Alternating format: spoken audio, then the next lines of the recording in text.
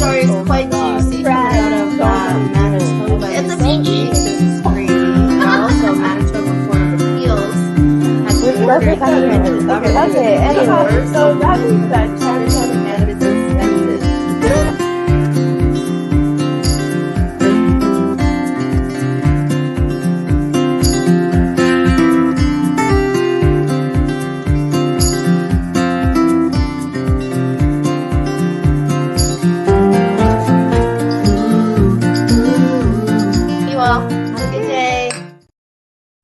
We acknowledge Treaty 6 territory, the traditional and ancestral territory of the Cree, Dean, Blackfoot, Saulteaux, and Nakota Sioux. We acknowledge that this territory is home to the Métis settlements and the Métis Nations of Alberta, Regions 2, 3, and 4 within the historical Northwest Métis homeland. We acknowledge the many First Nations, Métis, and Inuit who have lived in and cared for these lands for generations. We are grateful for the traditional knowledge keepers and elders who are still with us today and those who have gone before us. We make this acknowledgement as an act of reconciliation and gratitude to those whose territory we reside on or are visiting. Good morning! I hope you're having the best day.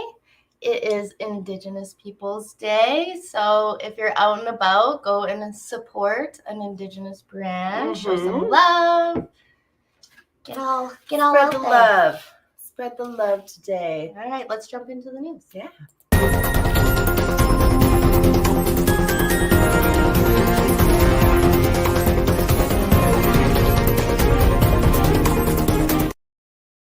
The Senate committee urges Cannabis Act overhaul to address the exclusion of First Nations.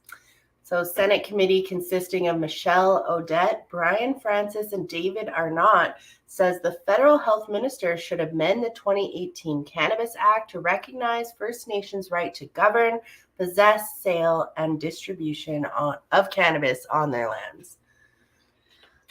In a report tabled last Wednesday afternoon, we are seeing that some First Nations are still being blocked from many lucrative industries, not just the cannabis industry.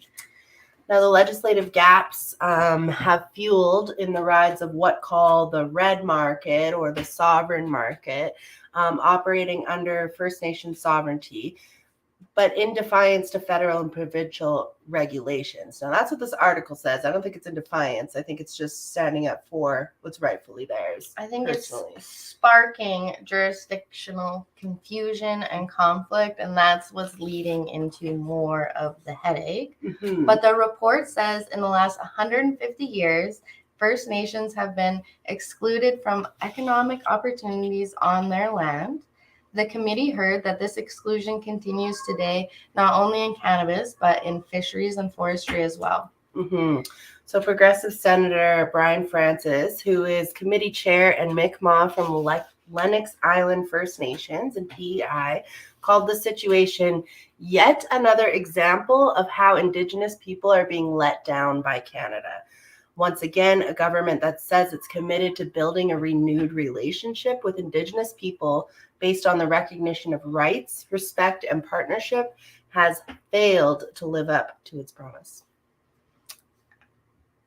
I mean, mic drop. Yeah. I mean, the committee opened up this study on the impacts of the Cannabis Act on Indigenous people back in 2022 and heard 29 witnesses.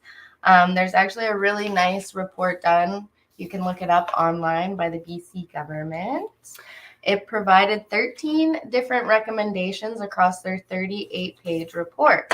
Now, the main thing of the report was calling for revenue sharing, and I think we're hearing that across the board when it comes to the amount of not only excise tax, but federal and provincial taxation. So it gets a little crazy. The very profitable tax margins. So parliamentarians are calling for the sharing of cannabis-related tax revenue and a review of cannabis licensing schemes to increase the number of actually licensed cannabis producers. Progressive Senator Michelle Odette said the introduction of the bill was a missed opportunity. Because our voice wasn't there since the beginning until today, We have to do reports and remind Canada we are here, and we need those recommendations to be implemented. Man, some powerful comments, powerful things that they were saying, and I love it. I love it. I'm here for it. The report was really good. Mm-hmm. It was beautifully done. They actually took the time to talk to these people, to address some of these needs and how they could move forward with them. They give resolution as well. Yeah. Pretty easy. All right, moving into our next news story this morning. United Airlines is in the headlines when agents are accused of stealing cannabis from checked bags. Naughty, naughty. Now, this is quite interesting of a story. So in San Francisco, 2 United Airlines cargo agents from the international airport are facing federal charges after being accused of repeatedly stealing large amounts of cannabis from checked bags. Allegedly, the 2 men operated the scheme for years alongside other United Airline cargo agents and earned up to $10,000 US, approximately $13K Canadian, weekly from their thefts. Like some quick math, that's about $676,000 a year they were making from taking cannabis out of people's check bag. Like, who flies with that much cannabis? Like, how do you have that much? It's just within the state. Well, every time a suitcase comes by, you're like, there's an ounce. There's an ounce. It could be 200 ounces on one plane. Mr. Joel Lamont Dunn and Mr. Adrian Webb have been charged with conspiracy to distribute a controlled substance.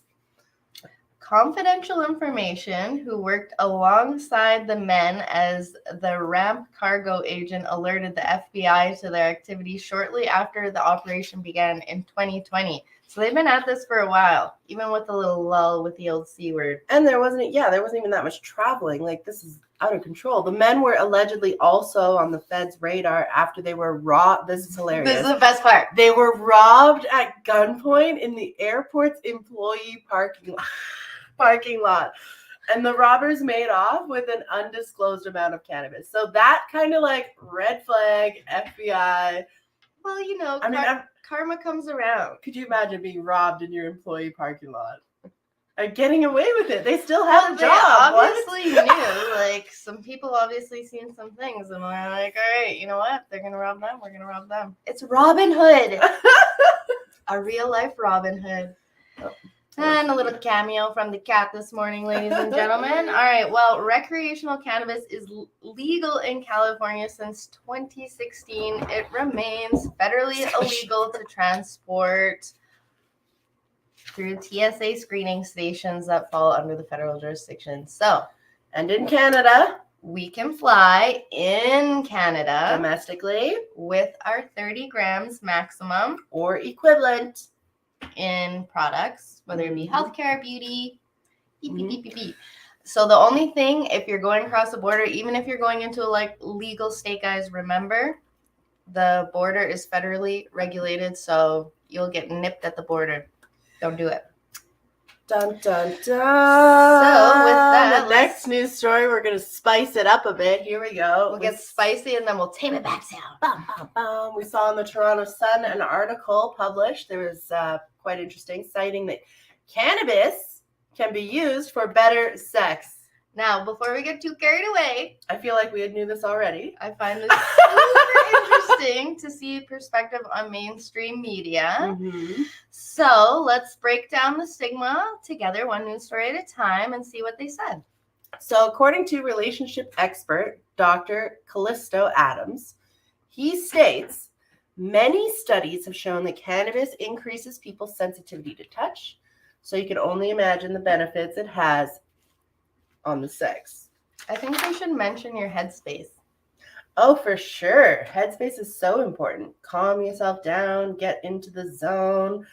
Anyways, cannabis is also being shown to increase people's intensity of feelings, making sex more out of this world. Out of this world. End quote.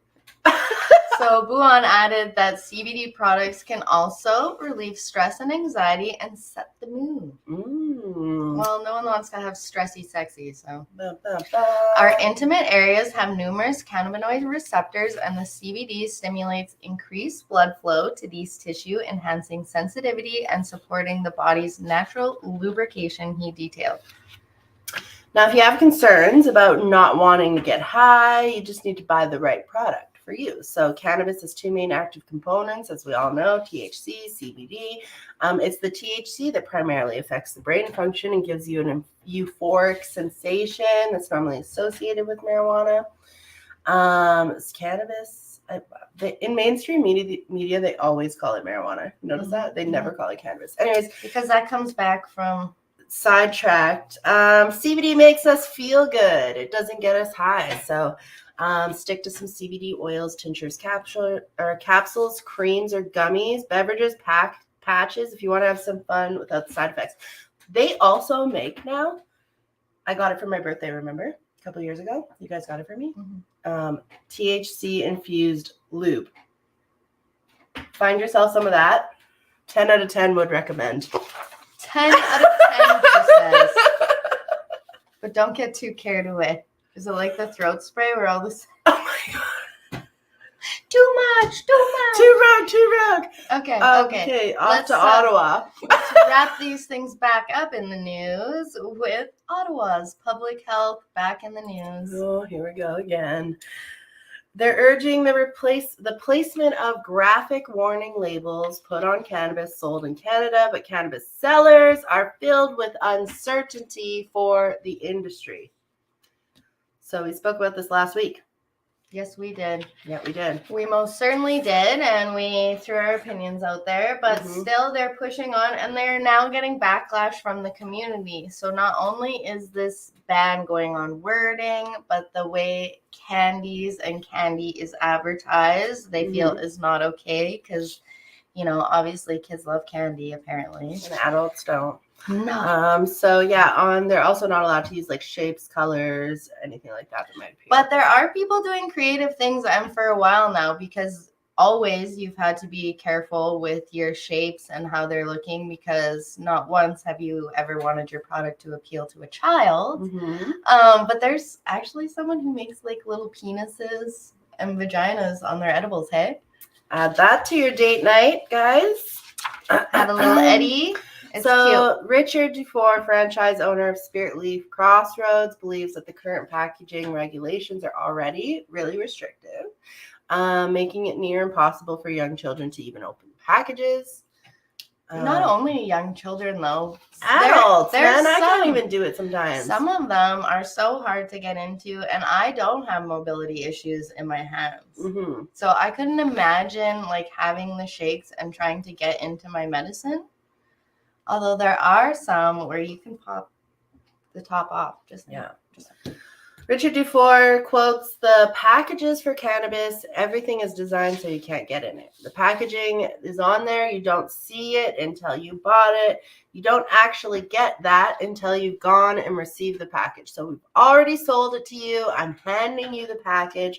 The package is nondescript. It's covered with information about what's in it. And in most cases, there's barely enough information on the packaging." So let's look at some packaging, guys. It's pretty bare. This is some packaging. It's a honey stick. It's a honey stick from True North. Shout out True North. This is a CBN CBD honey stick. It's a 5-pack, and that's about all you can find on here, except for the smoke from cannabis is harmful, toxic, or carcinogenic. Like, they want to put the pictures that you would see on cigarettes as well. With the nasty teeth. With the, like, terrible health conditions. Or we could take a little trip over to our Indigenous friends and, like, yes, it's colorful, but it's not really appealing for children. It's telling you all the health facts over here, guys. Beep, beep, beep, beep, what's in there. But not only that, if you look on the back, it's telling you what benefits you could get. And it's talking about how, you know, maybe they still don't have clean water after the government's promised them that a million times. And like, it talks about the endocannabinoid system. It talks about what medicinal things you could have. It's anti-inflammatory, anti-tumor, sleep aid, pain control, like fibromyalgia, depression that people consume cannabis for. Like, let's figure out what they are and be able to educate them. My problem with the government right now is you will not provide a safe space to provide education on the product. but you want to warn everybody from it. We don't have the research to even know all the warnings. It's wild. Anyways, shout out to Comfort Tree.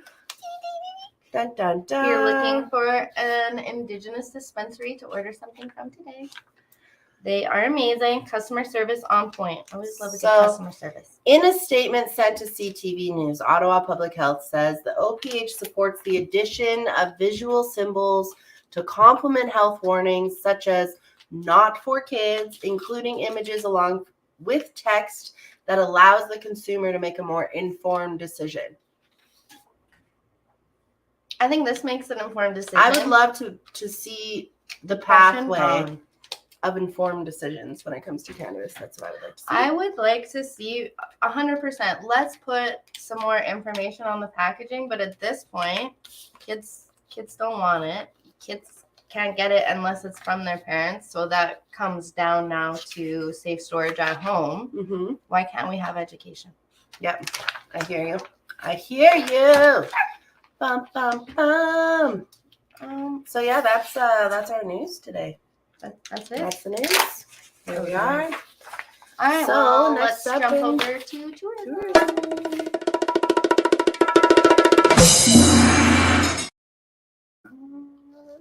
I love me some good tourism. All right, we've been pretty busy with the kids, really. Mm-hmm. So we haven't been out and about as much lately because they're lower. They got a social life. But there's still amazing things going on. So keep us in the loop. Let us know. We love getting FOMO off your videos too. But if you're looking for something to do, coming up in Calgary, we have the Cannabis Meetup. So this is, you can join a group of cannabis enthusiasts in Calgary at the Blues Can, where they have a different speaker every month from 4:30 to 7 p.m. And you can get coffee on your way there. Ooh la You la. notice. Super cute. Everyone loves coffee. All right, this Also, next one. We have you been guys. sleeping on this one. Woo! Here it is. Ready? Boom. The Canna Golf Classic. Toronto. I don't Vancouver. even golf, y'all. Latin tapas. Look at it. It's so amazing. Apparently the Montreal venue is the best. That's what the crowd's saying. I but, did not put a picture of the Montreal. There is the Montreal on there as well. Toronto, Yep. Ontario. It's 3 basically stops. like a cross-Canada tour. These are what dreams are It's made like a of. golf This class. is what I want for Camp Canada one day. 3 different dates all over the country, just traveling with our children, doing all the crazy things. But anyways, so they have some really cool stuff. So if you're in Montreal, Toronto, Vancouver, check it out. Yeah. Especially the Vancouver one, because there's a sunset cruise for dinner. And Okay. all with of the them- rooftop consumption lounge. Anyways, sorry. Anyways, Canada Golf Classic. We want to be there. It sounds amazing. If you're Mhm. going, let us know. I want to Yeah. hear about it. If you've been, tell me about it. Yeah. Get lower. Dun, We're dun, missing dun. out. All right. Up next, we have the ACMLA's inaugural golf tournament. That is coming up in September. You can get your tickets through the ACMLA. They are still looking for volunteers and sponsors for holes if you're interested. Speaking of sponsors, Bum, bum, bum. we're almost to the deadline for Camp Canada. So if you want to have your brand present, or we're still looking for some sponsors. Man, we're full on vendors, which is amazing, guys. Which is This exciting so because cool. last year we were still like, hello. Last year we were just trying to spread the word on what it is, and now it's like, I'm so sorry, guys, we have too many. So it's really exciting. Tickets are coming in real fast. Like, people are getting ready. They're getting ready to do it, and I know that there's some stragglers that want to get the last minute tickets once they have the plans figured out. But it is coming. We are like 9 weeks away, 8 Mhm. weeks away. So yay! Yeah. Bum, bum, bum. And to wrap up tourism today, I'm just going to put in a little peep from the panel we were a part of at Grow Up, because you guys didn't get to see that. That was on the episode that died Mhm. in the internet. I put up the entire interview Yeah, as an episode. Yeah. So if you want to see more, you can go see it. yeah, you can go see the Yeah. whole thing, but here's a quick little clippy. One thing that I think all of us know is that in the absence of regulations, other industries can flourish, right? So that's what we're experiencing right now. So really, I feel like this just has not been considered. When you ask the question, I kind of think we don't really have a framework. We don't really have a plan, and that's kind of what I'm hoping to hear more about today, about what we can do. In my personal opinion, I'm going to throw it out there today. I think it's very wrong that we're not taking into consideration flower consumption. When you look at statistics, the majority of products sold on the market is flower or pre-rolls. So to rule that out in cannabis tourism, we're kind of lacking. The metaphor that I like to use is the cannabis industry in Canada, to me, it's like a 16-year-old. Okay, now imagine if you guys all have a 16-year-old and they got their driver's license today. And they come up to you and they say, can I drive to Vancouver tomorrow? That feeling that you just got in your chest and you go, what? No. That's what we're up against with in cannabis. I think you probably know the largest expenditure in a municipality is usually policing. In Edmonton, it's policing. That's the number one budget line in the city. And we've seen, when you look at the work the police have to do because of alcohol, it's enormous. And since legalization 5 years ago, it's been virtually without incident. He said, if somebody has a bad experience with cannabis, we have lost them forever. And so if we do this improperly in the beginning and we, go through people and we give them bad experiences because we don't have the science right, we have lost them forever, and not just at my establishment, but maybe at Dave's or everybody else in the industry. So I think that that's really our opportunity, is to make sure that we do it responsibly and from a holistic standpoint, and not a risk management as an intoxication product. Everybody that consumes cannabis consumes medicinally, whether they know it or not. I think education is also very important. We're kind of at a point right now where we can't educate the public. They're coming and they're wanting to get education, but we're not allowed to educate them properly in the settings that are governed today. We were at 0 out of 3 before, now we're at 1 out of 3. We will get to 3 out of 3. That is going to happen. Dun dun dun. It ended so quickly. I wasn't ready, you guys. Well, our guest isn't here, guys. Unfortunately, it is what it is. She has a sick fur baby, so that's so sad. We hope her fur baby is feeling better soon, but that's okay. We got lots to tell you about, you guys. There's some great things coming up, so should we rolling up? Shout out to Wolf Grinders. Have you guys checked this out yet? It's got a pipe. A second. It comes out so easy if you pull the right spot. But look, this is my favorite part. It's got a glass bowl on the inside. So shout out to Wolf. What else? You got anything grinding your beans today? Grinding my beans today. No? Not a single bean ground. Well, you know what, guys? It's a good day. It's a good day. Small wins, small wins. All right, so while we have Alexis here, I have something to tell you, and I haven't told her yet. Oh my god. Because I wanted to show you guys her face. Because we always say we're yin and yang, and people are like, are you me? I love animals. I love all animals. I love the fur ones. See that? See that face right there? Guess what I got yesterday? Okay, so for those of you who don't know, in my house, I have like a little plant room. It's got a little ecosystem. We got some different worms in the soil, some composting soil, all the plants growing.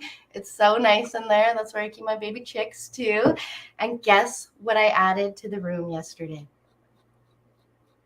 It's an animal. Look at her face. It's a tiny little finch, and he just flutters around in there, and he's so cute. What's a finch? It's a tiny little bird, and he's just like free in there. He's just living his best life. Like, don't you have enough birds? You have so many birds. There's all the birds. And now I was safe inside. I go outside, you're still safe your inside. chickens are like You can only fucking be there, in that and one your space. ducks. And then we go inside, and now there's a bird inside. It's bad enough there was quails in there. Anyways. All right, well, that's exciting. What color is it, I guess? Shout out to excited? We'll put on a fellow animal lovers. Should I post a little picture of him in his shout little out nest to later? our non-animal lovers. Listen, it's not that I don't like them. Like, I just don't want them in my life. Like, have a good life. Have a good life over there. I'll have a good life over here. I don't want to see an animal sad or hurt, but I also don't want to take care of them. So drama. Anyways, share it's affection with the them. cutest little owl finch ever, and his name's Hoot. Hoot. Anyways, I'm in love. We're That's best clever. friends, and before you know it, So that's why you'll you were just be responding to me yesterday, because you were hanging out with your new bird? Yeah, I was. A bird? We were bonding. Oh my god. I gave him the kicker. Anyway, so completely un-cannabis related, but you know. Well, that's exciting. I love a good pet, you guys. That's super good. It makes me happy on the inside. You guys, we're kind of sad. This is kind of nostalgic. This is our season finale. Yeah. This is our season finale. We're going to be taking a break, and we will see you guys back in the fall. Summer gets busy between Camp Canna and the kids. Jesus, the kids. But we're going to be having like some random episodes that will just pop up, like a tea time. Yeah. Where we'll spill the tea on like some crime stories or something. Who knows? So check back to the channel over the summer. We'll still have some stuff. And as always, we'll be popping on live on Instagram. Yeah, kicking it old school like we used to do. Find us there. Should we roll this joint and go into a mindful moment then? Yeah, let's roll a joint into a mindful moment. All right, we're gonna roll a joint into a mindful moment.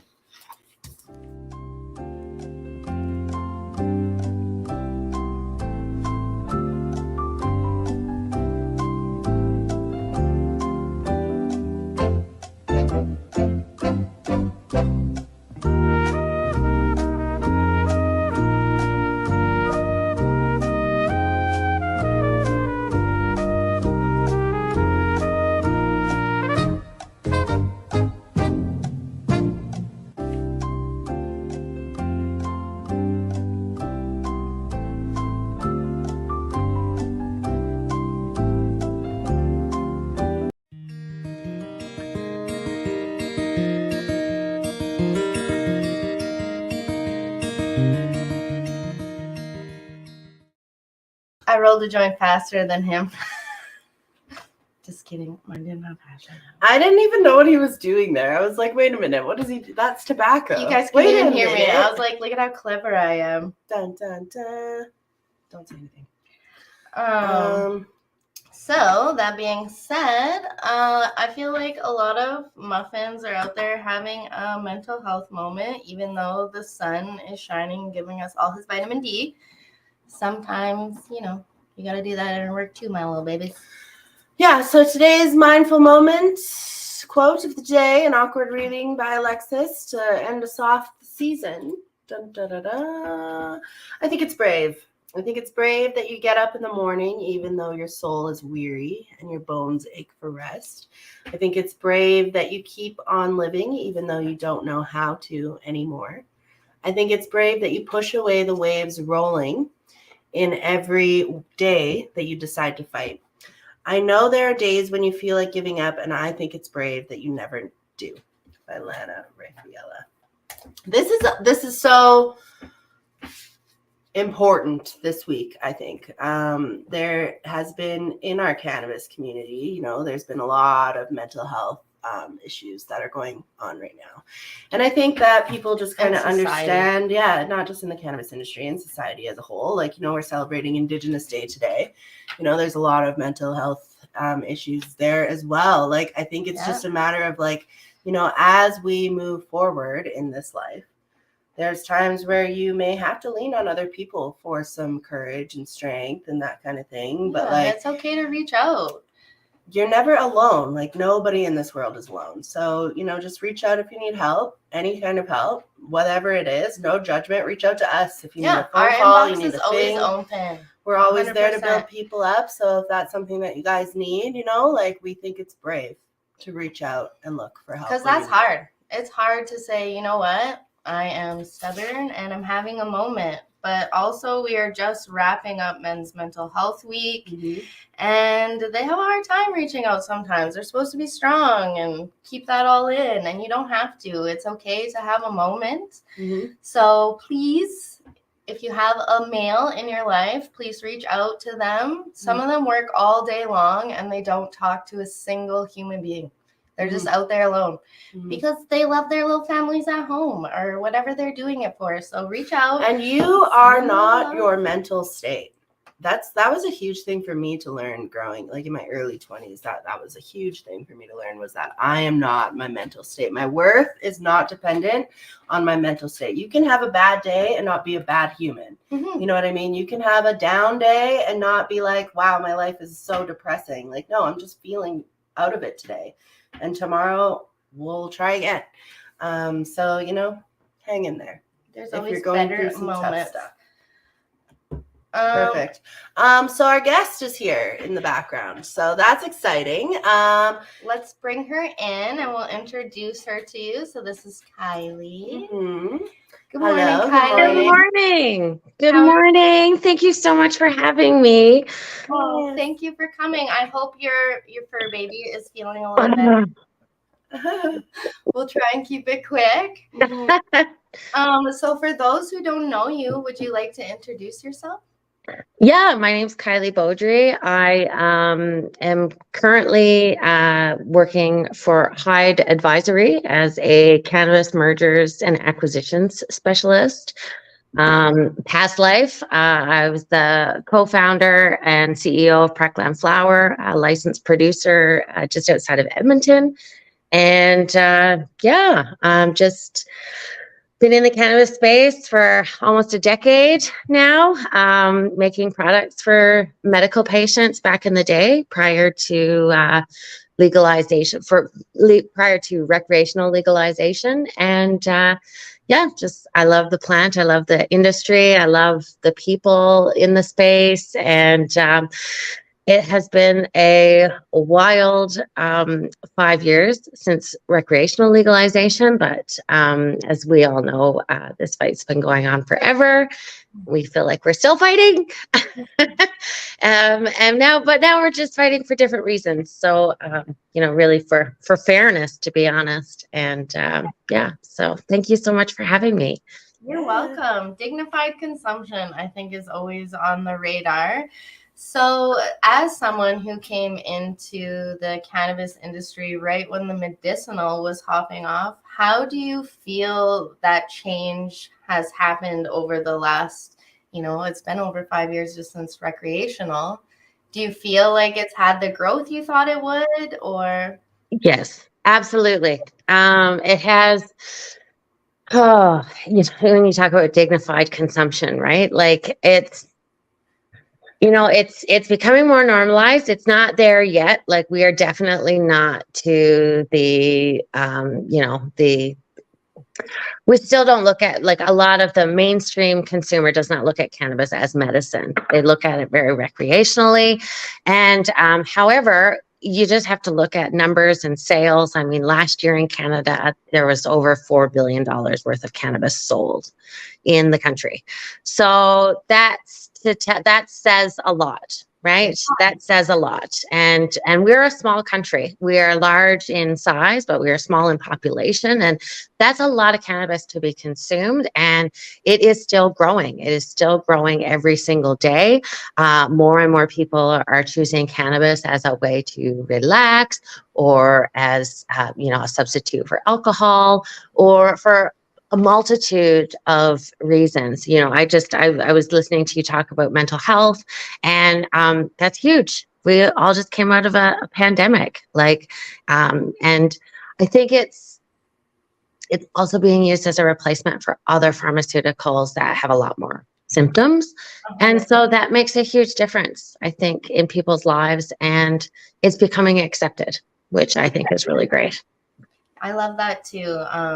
Like thinking back 10 years ago, I was taking medication where you would just start feeling better, like you could actually get out of bed and human for a day, and then it would be time to take your next needle, and you would honestly feel like you're dying. And as opposed to regulating, like I've been in remission for years and managing my symptoms. I call it remission because I've been able to manage it, and just with cannabis alone.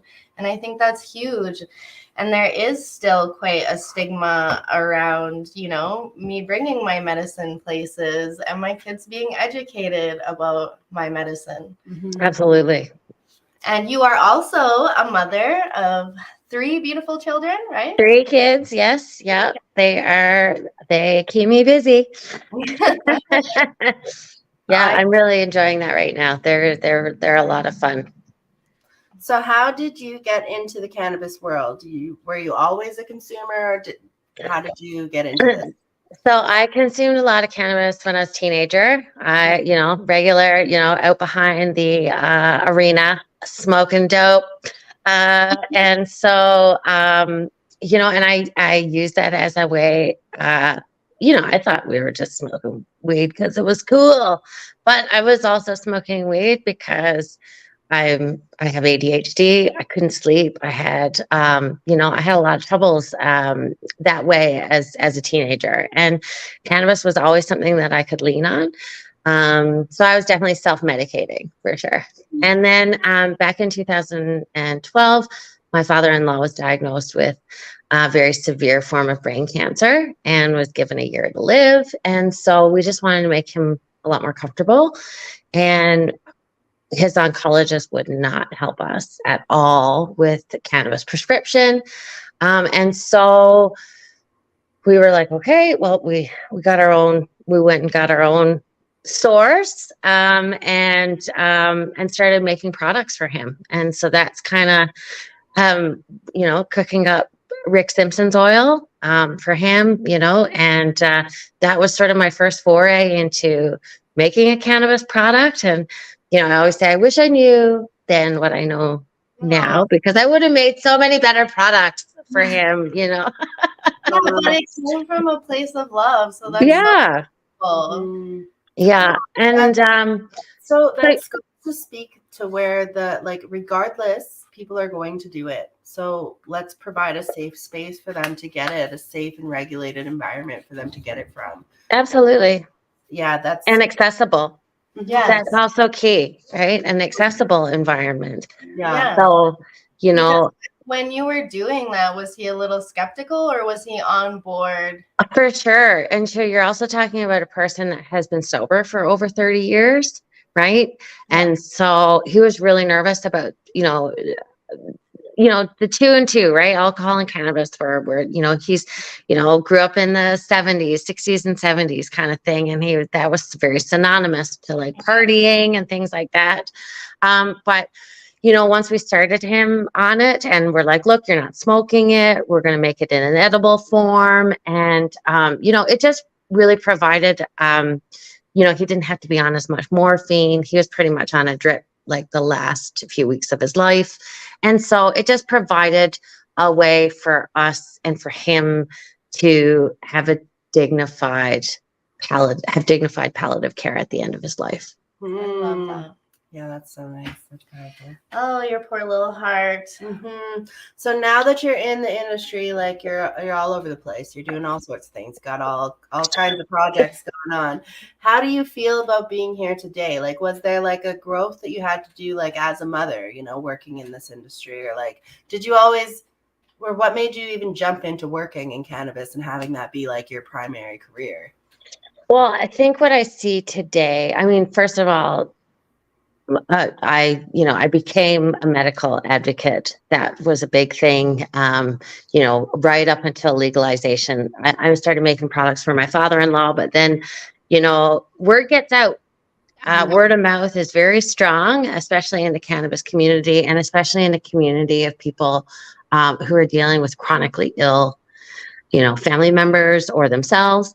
And so, when you're making all kinds of different products for patients, like what I love to see now is that I can say to a patient, just go ahead and get your medical cannabis registration, and you have access to products now. Like you have access to suppositories, you have access to, all kinds of different oils, better than, a wide array of beverages. Like there's a lot more out there. It's not as accessible as I'd like to see it, for sure. Like, high dose edibles obviously is a big thing. I want to see medical patients be able to get a bottle of a cannabis beverage that's actually more like a cough syrup, and you just like take, your one dose in the morning, or the same way you take a cough syrup, right? So, I want to see that kind of accessibility, but also our industry has to survive now, right? Like every single day, our friends are losing their jobs.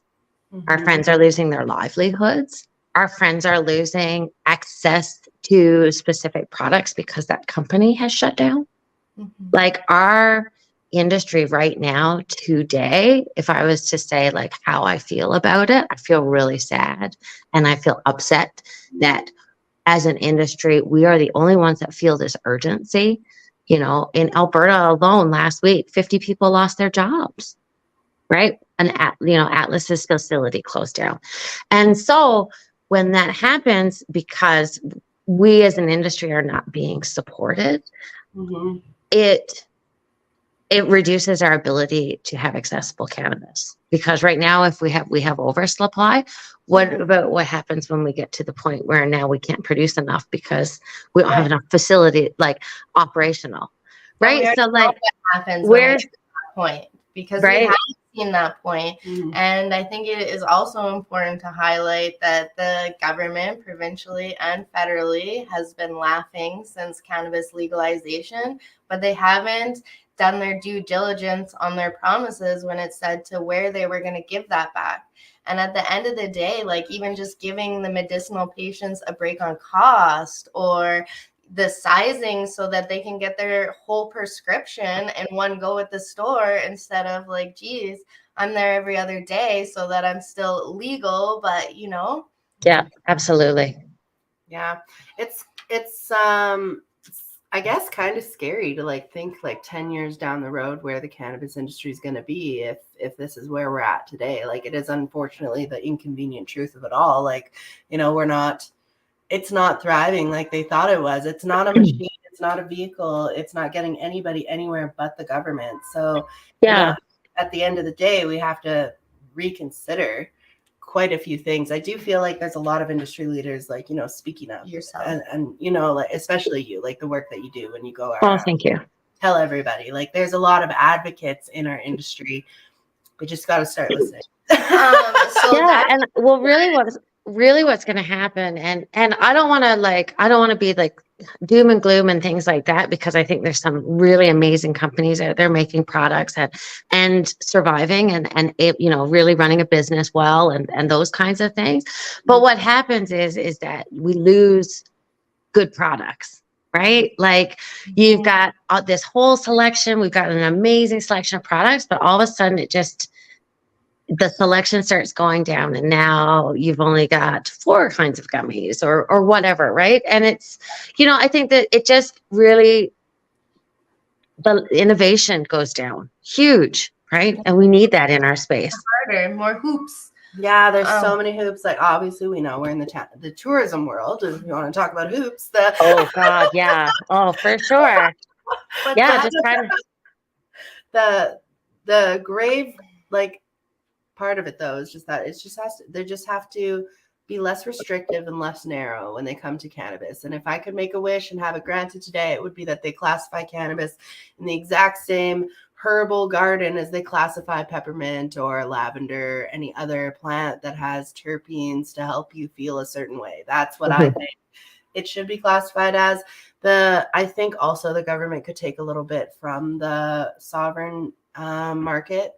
I think that we could kind of look at it like Indigenous people have been using cannabis for medicine for years, you know, like for generations. So maybe we could learn something from them about proper dosing, about education, about all these things. Like there's so much information that we know.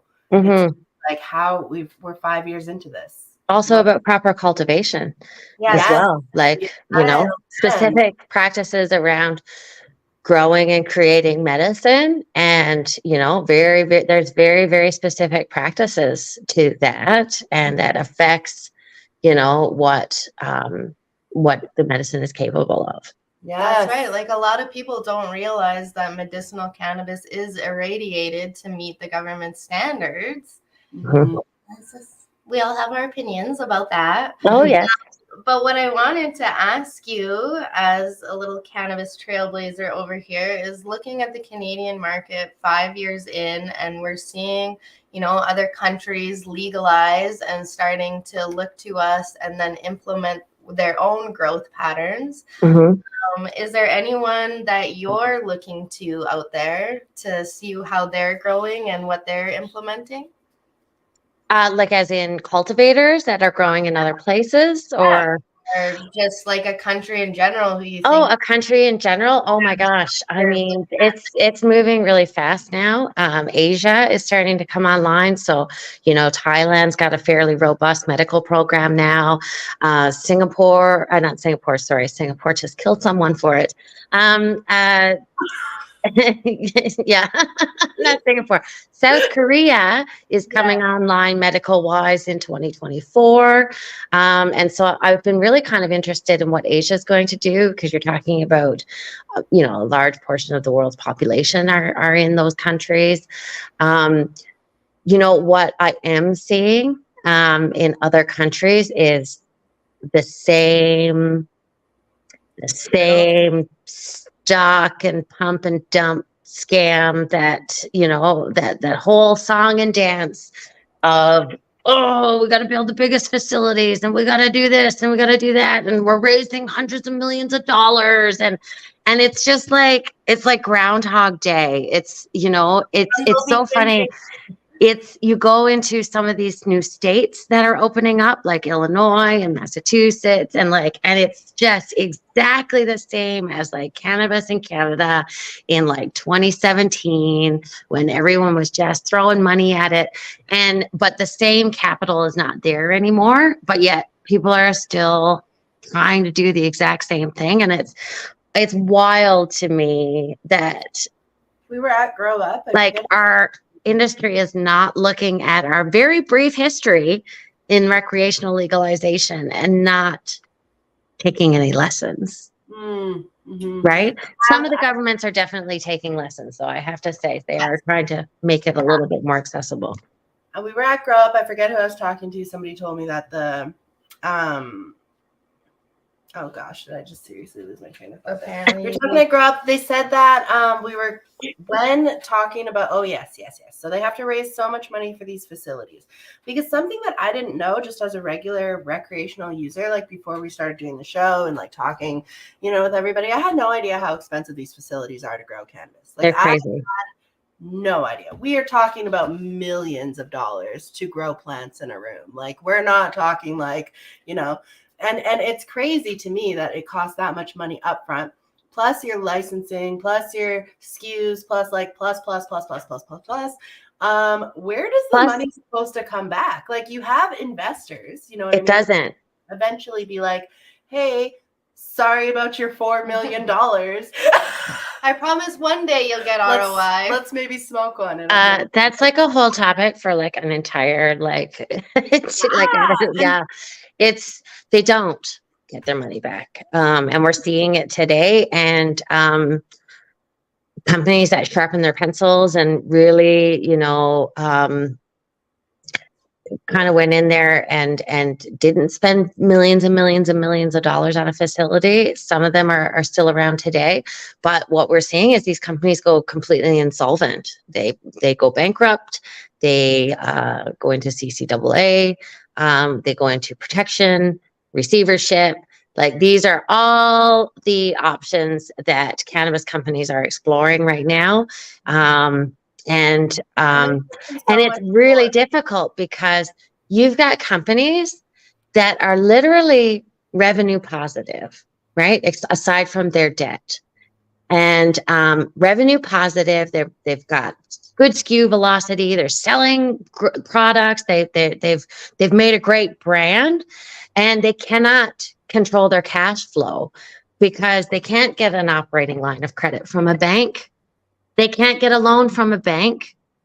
They can't get, some of them have gone through 5 or 6 banks just to have a bank account. Mm-hmm. Right. And so there's just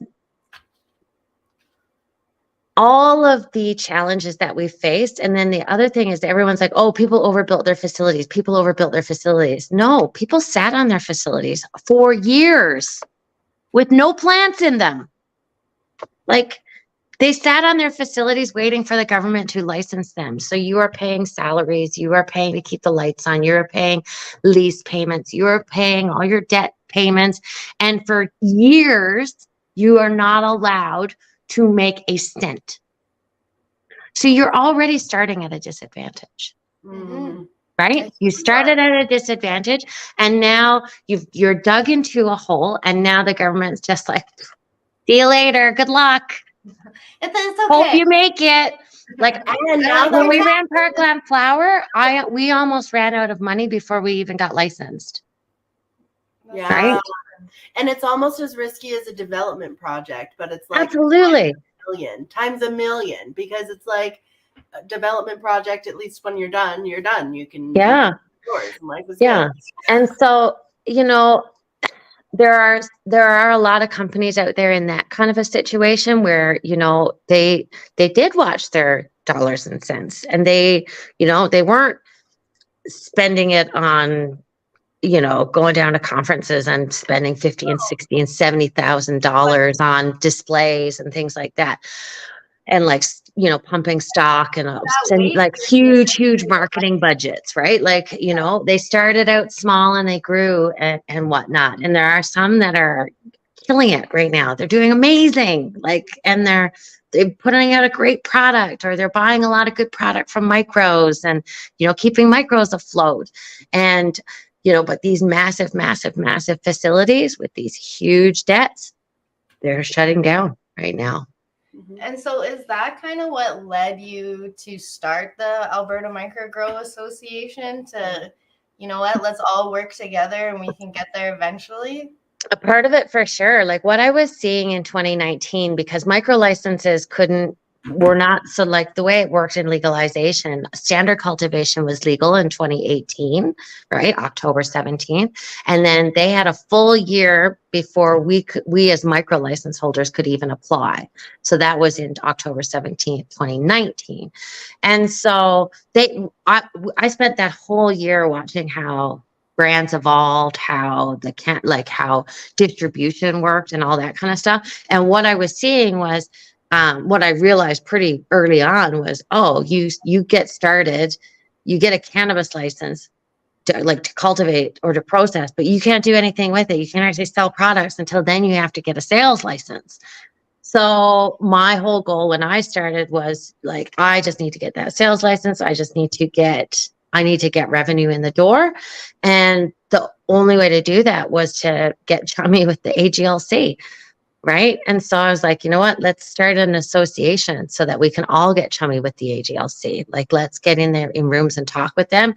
And the AGLC gave us like step-by-step guides on, how to get your products into distribution, what you needed to do, all the forms you had to fill out, so that we could share and disseminate that kind of information. And it kind of just evolved from there. Like, now we do have some fundraising efforts. We, work with the AGLC on insurance, and it's really just for us, it's a place where we can come together and talk about the things that need to change. It's just advocacy 101, right? Advocacy for your, lobbying for what you need as an industry to keep going.